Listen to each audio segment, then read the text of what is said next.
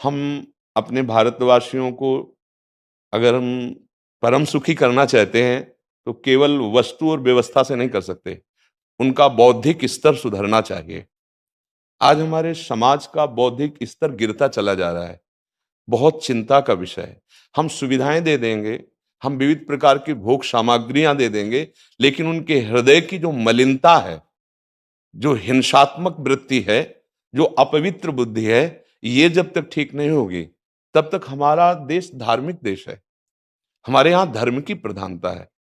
तो इसी बात को बार बार हम सबसे निवेदन करते हैं कि ये जो हमारी नई पीढ़ी है, इसी से हमारे राष्ट्र की रक्षा करने वाले प्रकट होते हैं। जो विद्यार्थी जन है, उन्हीं में कोई एमएलए बनता है, उन्हीं में कोई सांसद बनता है, उन्हीं में कोई मुख्यमंत्री बनता है, उन्हीं में कोई राष्ट्रपति या प्रधानमंत्री उन्हीं में अपने लोग भी सब थे। अब हमारी शिक्षा केवल आधुनिकता का स्वरूप लेती जाए और व्यभिचार प्रवृत्ति, व्यसन प्रवृत्ति, हिंसा प्रवृत्ति, ये नई पीढ़ी में देखकर बहुत असंतोष हृदय में होता है। इसीलिए कितनी भी शरीर में पीड़ा हो, हम प्रयास करते हैं जितने से जितने सामने हमारे भगवत स्वरूप जन आते हैं, पहले बुद्धि शुद्ध होनी चाहिए। मय्येव मन आदत्स्व मयि बुद्धिम निवेश है, तो निवशिष्यति मय्येव अत ऊर्ध्वम न संशया। तू मेरे में ही निवास करेगा, अर्थात भगवदानंद में। अविनाशी जीव कभी भोग विलास में तृप्त हो ही नहीं सकता। हम अगर अपने राष्ट्र की विशेष सेवा, तो हमारे धर्म का परिचय, जैसे आप जन करते हैं, धर्म का हमारा क्या स्वरूप है, हमारे जीवन का लक्ष्य क्या है। हमें जितना राम जी प्रिय हैं, कृष्ण जी प्रिय हैं, उतने ही भारत देश हमारे लिए प्रिय है। जैसे राम भक्त, कृष्ण भक्त, वैसे हमारे भारत देश का हर जन जन हमारा आदरणीय और पूजनीय।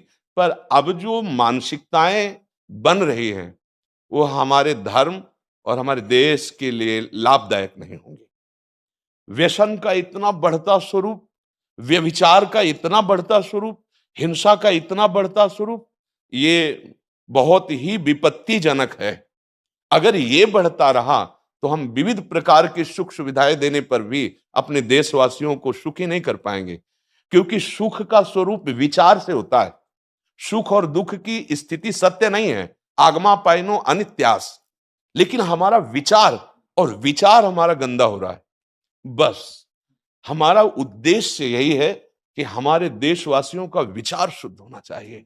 अगर विचार शुद्ध है तो राष्ट्र प्रियता, जन सेवा, समाज सेवा, ये सब स्वाभाविक होने लगेगा। और विचार अशुद्ध है तो सुविधाएं बहुत हैं, उनका दुरुपयोग हो रहा है। तो बस आप सबसे बड़े बड़े जो उपदेष्टा जन हैं, जो बड़े बड़े धर्म की रक्षा के लिए भगवान ने जिनको भेजा है, उन सबसे यही प्रार्थना है कि सब व्यवस्था करते हुए हमारे देशवासियों की बुद्धि अध्यात्म को समझे। बिना अध्यात्म को समझे दुख सुख की समानता बिना किए परम सुख का अनुभव हो ही नहीं सकता। इस मायाकृत भोग पदार्थों को भगवान ने दुख योनया कहा है। मानो एक बोर्ड लगा दिया, दुखालयम अशाश्वतम। और हम सब यही चाहते हैं कि लौकिक भोगों को भोगने से ही हमारा राष्ट्र सुखी हो जाएगा या हम सुखी हो जाएंगे। नहीं, लौकिक भोगों को पूजन सामग्री बना करके और साध्य सच्चिदानंद प्रभु को रखा जाए तो आनंद की उमंगन हो जाएगी। बहुत सुंदर मानव जीवन का स्वरूप है, जिसे देव दुर्लभ कहा गया। दुर्लभो मानुषो देहो, लेकिन क्या दुर्लभता शब्द स्पर्श रूप रस गंध इन्हीं विषय के भोगने की या इन्हीं सुविधाओं के लिए दुर्लभ कहा गया? दुर्लभ है किसी सच्चिदानंद सुख के लिए। और उस सुख को तो हम भूले हुए, एकदम बहते हुए शब्द स्पर्श रूप रस गंध के प्रवाह में चले जा रहे हैं और इसी को सौभाग्य समझ रहे हैं कि हमें सुख प्राप्त हो रहा है। नहीं, हम सबसे प्रार्थना करते हैं कि आप अपने धर्म को समझिए। आप अपने स्वा को जहां जहां स्थापित करते चले जा रहे हैं, आप उसे गंदा करते चले जा रहे हैं। मदिरा में, हिंसा में, द्यूत कीड़ा में, व्यभिचार में, इसे दोष नहीं समझा जा रहा आज। और हमारे शास्त्र और हमारा धर्म इसको निषेध करता है। कलयुग की स्थिति बताई गई है।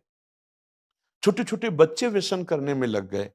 आज स्कूली विद्यार्थी जिनको ब्रह्मचर्य से पुष्ट होना चाहिए, वो ब्रह्मचर्य नष्ट कर रहे हैं। ये बड़ा चिंता का विषय है। हमारे देश के लिए जो जवान चाहिए, हमारे देश के लिए जो भक्ति चाहिए, उसमें बुद्धि और शरीर बल दोनों होना चाहिए। शरीर बल क्षीण हो रहा है क्योंकि व्यभिचार प्रवृत्ति में बहुत कमजोर अवस्था में, जैसे गेहूं की फसल है और गलेथ में काट ली जाए तो ना दाना मिलेगा ना सही भूस मिलेगा। ऐसे ही 20 वर्ष की अवस्था तक यदि ब्रह्मचर्य नष्ट कर दिया जाए तो वो गृहस्थ के योग्य में नहीं रह सकता। राष्ट्र सेवा की क्या बात है। हमारे राष्ट्र सेवा के लिए बहुत विशाल हृदय की आवश्यकता है। हमारे शरीर को बहुत स्वस्थ रखने की आवश्यकता है, तभी हम समाज सेवा, राष्ट्र सेवा। तो शरीर और बुद्धि दोनों का स्वस्थ होना बहुत आवश्यक है। तो शरीर को तो नष्ट किया जा रहा है विषय भोगों में। लोग समझने लगे हैं कि मांस खाने से हमारा स्वास्थ्य अच्छा रहेगा, हम बलवान बनेंगे। अध्यात्म बल नहीं तो तेरे शरीर की चर्बी बढ़ा ले, लेकिन तू न काम पर विजय प्राप्त कर सकता, न क्रोध पर, न लोभ पर, न मोह पर, न हिंसा पर। फिर क्या जीवन। तो इसीलिए हमारा बार बार हृदय में सबसे प्रार्थना है, जिस संत भगवान भी आते हैं, कि देखो इस समय आवश्यकता विचार शुद्ध करने की है, आहार शुद्ध करने की है, आचरण शुद्ध करने की है। हमारे देश ने चरित्र की पूजा की है। रावण किसी बात में कम नहीं था। आज भी कोई शिव अगर अभिषेक होता है तो तांडव स्तोत्र उसी का गाया जाता है। जटाटवी गलत ज्वल प्रभा पावित स्थले। ऐसा विद्वान और ऐसा बलवान जो 20 बार जैसे झूला आराध्य देव को झुलाया जाए, ऐसे महादेव सहित पार्वती को बाजुओं पे झुलाया, वो महाबली चरित्रहीन हो गया तो अपने देशवासियों ने राक्षस कह दिया उसको। चरित्र, आज हम चरित्र पर ध्यान ही नहीं दे रहे। चरित्र बेचना मतलब कोई समझ में नहीं आ रहा। छोटे छोटे बच्चे चरित्रहीन हो रहे हैं। हमारा राष्ट्र संकट में पड़ जाएगा अगर हमारे बच्चे व्यवस्थित नहीं हुए, उनकी बुद्धि शुद्ध नहीं हुई, उनका स्वास्थ्य ठीक नहीं रहा। कौन आगे चल कर के है? यही पीढ़ी तो है ना। इन्हीं में से तो निकलते हैं हमारे राष्ट्र भक्त, भगवत भक्त, देश सेवी। तो सबसे यही प्रार्थना है कि हमारे नई पीढ़ी को सुधारा जाए।